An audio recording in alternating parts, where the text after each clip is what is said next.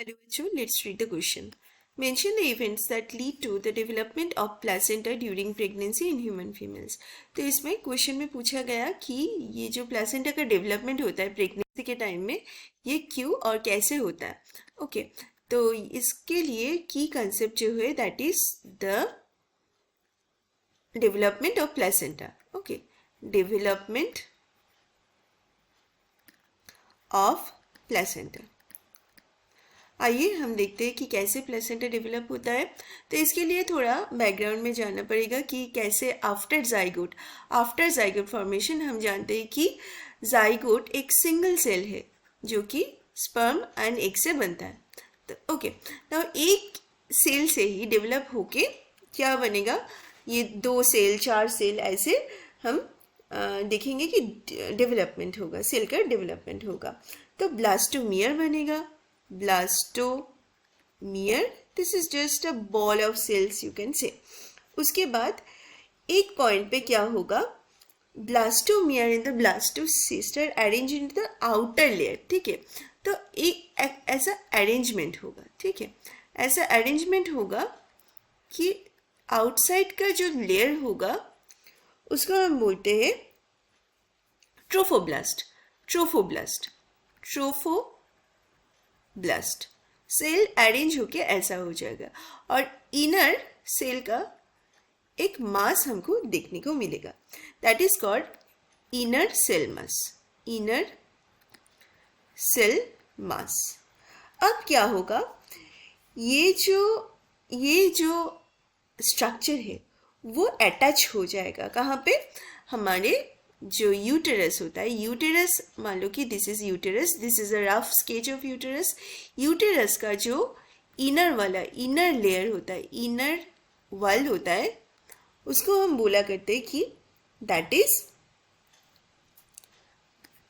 Inner wall endometrium. अब क्या होगा, एंडोमेट्रियम में ये इम्प्लांटेशन होगा. ये पूरी चीज़ का इम्प्लांटेशन मतलब सेट हो जाएगा. ओके अब ये जो इम्प्लांटेशन हो गया, ठीक है, अटैचमेंट बन गया ये जो यूटेरस के साथ, ये जो सेल का जो अटैचमेंट बन गया, उसके बाद वाला जो इवेंट्स है that is important for this question. तो हम लिख सकते हैं कि after implantation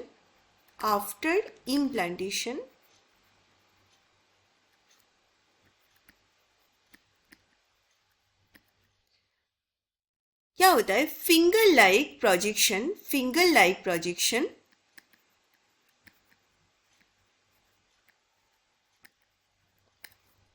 appear on trophoblast.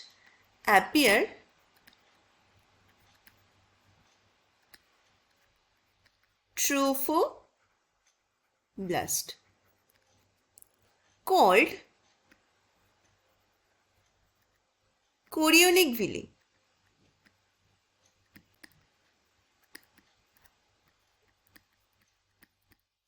ये होता क्या है मैं आपको समझा दे रही हूँ. Okay so let me explain that. ये जो है ट्रोफोब्लास्ट का लेयर में क्या होता है, ऐसे विली काइंड ऑफ फॉर्मेशन होता है. That is you can understand that it is anchor type, hold करने में इसको ये मदद करता है. ठीक है, तो ये प्रोजेक्शन आउटग्रोथ होता है. ये जो प्रोजेक्शन होता है ट्रोफोब्लास्ट का, इसको हम बोला करते हैं कि कोरियोनिक विली, जो अटैचमेंट का काम आता है. ओके सो ये जो कोरियोनिक विली है,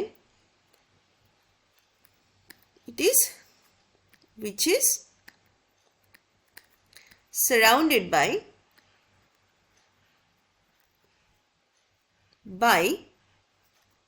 uterine tissue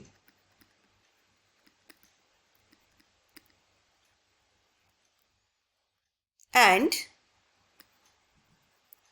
maternal blood. The chorionic villi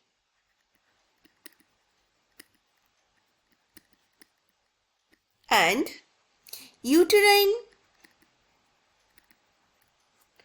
tissue become interdigigated.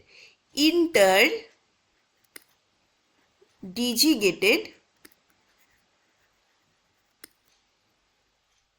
with each other. With each other. It jointly forms. इसका मतलब मैं समझा रही हूँ. Let me write first. It jointly form a structural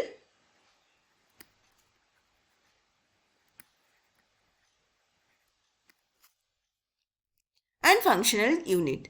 And functional unit between fetus or embryo and maternal body. Okay, so it is called placenta. ऐसे ही होता है. So this is the answer only. So let me explain यहाँ पे क्या हो रहा है. तो इम्प्लांटेशन के बाद क्या होगा, फिंगर लाइट प्रोजेक्शन अपेयर होगा. कहाँ पे, ट्रोफोब्लास्ट पे. उसको हम क्या बोलते हैं, कोरियोनिक विली. उसके बाद वो सराउंडेड मतलब किस चीज़ से सराउंडेड होगा, uterine tissue and maternal blood से. ये जो है, ये जो कोरियोनिक विली के आसपास क्या होगा, ये यूटेराइन टिश्यू, यूटेरस के टिश्यू होगा एंड मैटरनल ब्लड होगा. उसके बाद ये इंटरडिजिगेटेड एक साथ जुड़े रहते हैं. Chorionic villi and uterine tissue एक साथ जुड़े रहते हैं. ठीक है, that become interdigitated. It jointly forms a structural and functional unit. ठीक है, वो जो है एक साथ मिलके जो स्ट्रक्चर बनाते हैं दैट इज कॉल्ड प्लासेंटा. तो प्लासेंटा का दो पार्ट होता है, एक फीटल पार्ट होता है और एक मैटरनल पार्ट होता है. तो ऐसे ही फॉर्म होता है प्लासेंटा, जो कि एक कनेक्टिव टिश्यू है किसके बीच, बेबी और मदर के बीच. So I hope you have understood it well. Best of luck.